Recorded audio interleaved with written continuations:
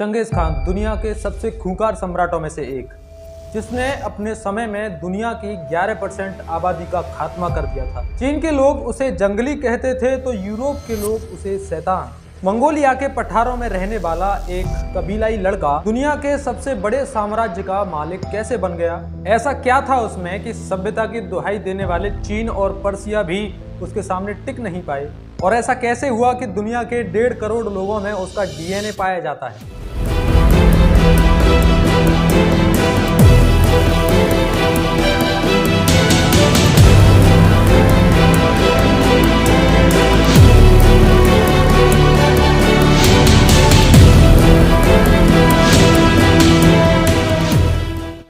Genghis Khan का जन्म 1162 के आसपास मॉडर्न मंगोलिया के उत्तरी भाग में ओनोन नदी के पास हुआ था। दोस्तों, तो चंगेज खान की कहानी शुरू करते हैं तिमुचुन से। तिमुचिन मंगोलिया के एक कबीले में पैदा हुआ था और तब मंगोलिया में कोई भी साम्राज्य नहीं था। अलग अलग कबीले थे जो आपस में लड़ते मरते रहते थे और इसी लड़ाई के चक्कर में तिमुचिन के पिता की हत्या हो गई। तिमुचिन का एक सौतेला भाई था और परिवार संभालने के लिए दोनों भाइयों में कुछ तनातनी हुई और तिमुचिन ने अपने सौतेले भाई को मार डाला। तिमुचिन ने अपने भाई को क्यों मारा, इसके लिए भी कई सारी कहानियां हैं, लेकिन सबसे फेमस जो कहानी है वो है कि एक बार शिकार के बाद तिमुचिन की मछलियों को उसका भाई लेकर भाग गया। तिमुचिन को गुस्सा आ गया और उसने गुस्से में अपने भाई की पीठ पर तीर चला दिया। दोस्तों, बताया जाता है कि जब तिमुचिन पैदा हुआ था तब उसके हाथ में एक मांस का लोथड़ा था और कबीलाई परंपरा में इसका मतलब था कि ये बच्चा एक दिन पूरी दुनिया पर राज करेगा। इसके लिए तिमुचिन ने तमाम कबीलों को एक किया, कई नए रिश्ते जोड़े और विरोध भी हुए। सालों तक कबीलों के बीच में आपस में लड़ाई भी हुई। फिर बाद में ये तय हुआ कि सभी कबीले आपस में सुलह कर लेंगे। मंगोलियाई सरदारों ने तिमुचिन को मंगोलों का सरदार घोषित कर दिया और यहीं से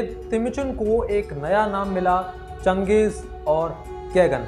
आगे जाकर बन गया खान और इस तरह तिमुचिन चंगेज खान कहलाया, जिसका मतलब था दुनिया का बादशाह। और इस नाम को प्रूव करने के लिए चंगेज खान ने सबसे पहले मिलिट्री मुहिम की शुरुआत की। पहला नंबर आया चीन का। प्रेजेंट में हम जिसे बीजिंग कहते हैं, तब उसे झोंगडू के नाम से जाना जाता था। झोंगडू उन साम्राज्यों की राजधानी हुआ करता था और ग्रेट वॉल ऑफ चाइना से पूरी तरह से सुरक्षित था। और इस दीवार के कंस्ट्रक्शन का एक मेन कारण ये भी था कि वहां के लोग मंगोलियाई लोगों को जंगली समझते थे और उनसे कोई भी कांटेक्ट नहीं रखना चाहते थे। चंगेज खान अपनी सेना के साथ the great wall of China के पास पहुंचा और उसे सीज कर दिया। अंदर जाने वाला सारा राशन पानी बंद कर दिया और 3 साल बाद जब लोग भूख से मरने लगे और जो सम्राट चंगेज खान के सामने हथियार डालते गए, उन पर चंगेज खान का कब्जा होता गया। चीन के एक बड़े हिस्से पर चंगेज खान का कब्जा हो गया और अगला नंबर आया पर्शिया का। और यहाँ चंगेज खान ने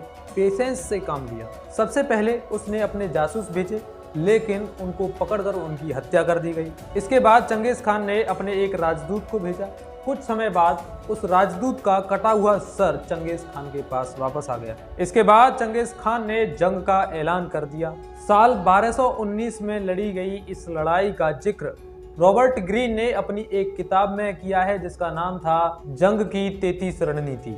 रॉबर्ट ग्रीन इसमें मंगोल सेना की रणनीति के बारे में बताते हैं कि शुरुआती युद्ध में मंगोल सैनिक हारते हुए दिखाई दे रहे थे, उनके सैनिक पीछे हटते हुए दिखाई दे रहे थे। ये देखकर दुश्मन ओवर कॉन्फिडेंस में आ गया। पर्सिया के शाह को उम्मीद थी कि चंगेज खान एक बार और हमला करेगा और ऐसा हुआ भी, लेकिन चंगेज खान ने इस बार हमला दूसरी तरफ से किया और उस रास्ते में बहुत लंबा रेगिस्तान पड़ता था। शाह को रत्ती भर भी उम्मीद नहीं थी कि मंगोल सेना उस रेगिस्तान को पार करेगी। कुछ दिनों बाद उसे इस बात का एहसास हुआ, लेकिन तब तक बहुत देर हो चुकी थी। मंगोल फौज ने सिर्फ युद्ध ही नहीं जीता, बल्कि अपने रास्ते में आने वाली हर चीज को नेस्तनाबूद कर दिया। यहाँ तक कि शहर के कुत्ते भी मार डाले और इस तरह युद्ध लड़ते हुए उसकी सेना यूरोप में पोलैंड और फिर यूक्रेन तक पहुंच गई।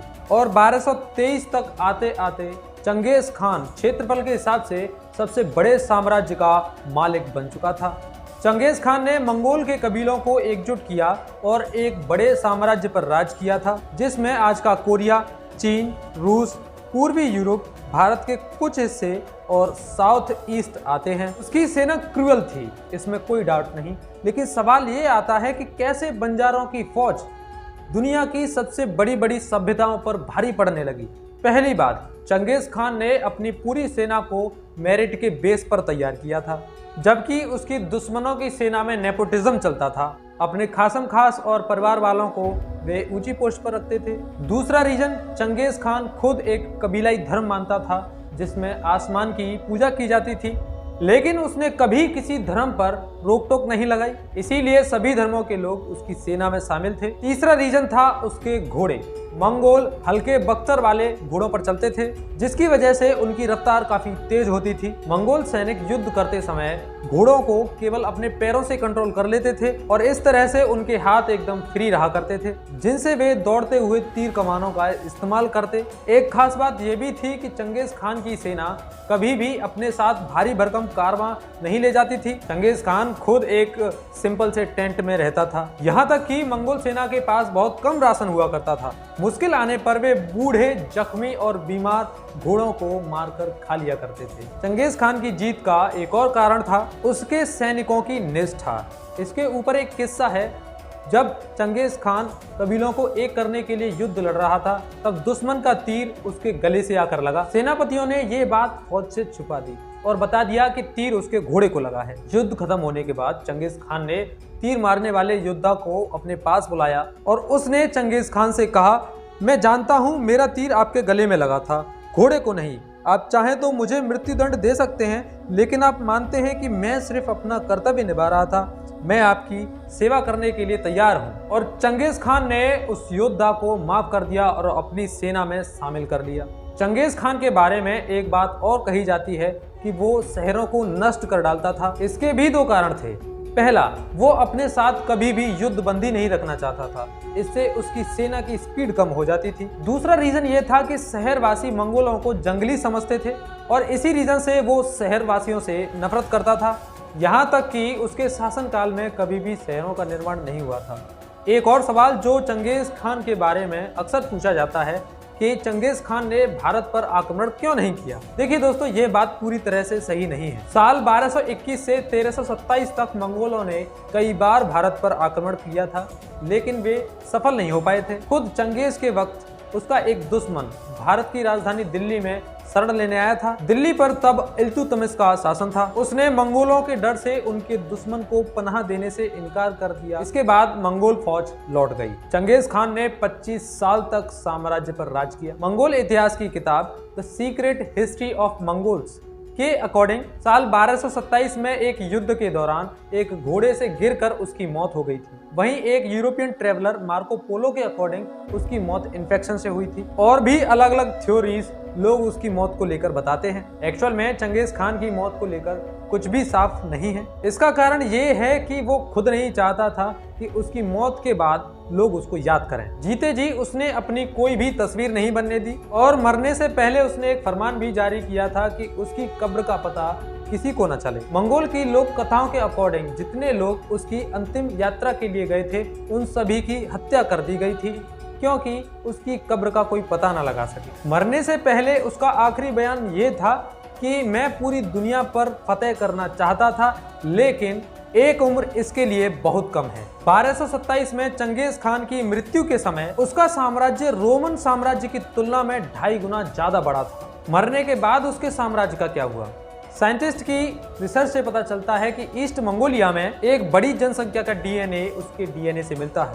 लगभग 8% मेलों की संख्या में बाई क्रोमोसोम में एक ऐसा निशान मौजूद है जिससे पता चलता है कि वे चंगेज खान के परिवार से ताल्लुक रखते हैं। कुल मिलाकर पूरी दुनिया में 1,60,00,000 लोग ऐसे हैं जिनके डीएनए में चंगेज खान का कुछ न कुछ अंश जरूर है। चंगेज खान ने खुद दर्जनों शादी की थी। उसके लड़कों की संख्या 200 बताई जाती है। उसके कई बेटों ने आगे जाकर अपनी हुकूमतें कायम की और साथ ही साथ विशाल हरम रखे, जहां उनके बड़ी तादाद में बेटे पैदा हुए। तो दोस्तों, आज की इस वीडियो में इतना ही। अगर वीडियो पसंद आया है तो वीडियो को लाइक करके चैनल को सब्सक्राइब कीजिए। यहाँ तक वीडियो को देखने के लिए आपका बहुत बहुत धन्यवाद। मिलते हैं अगली वीडियो में, तब तक के लिए अपना ध्यान रखिए।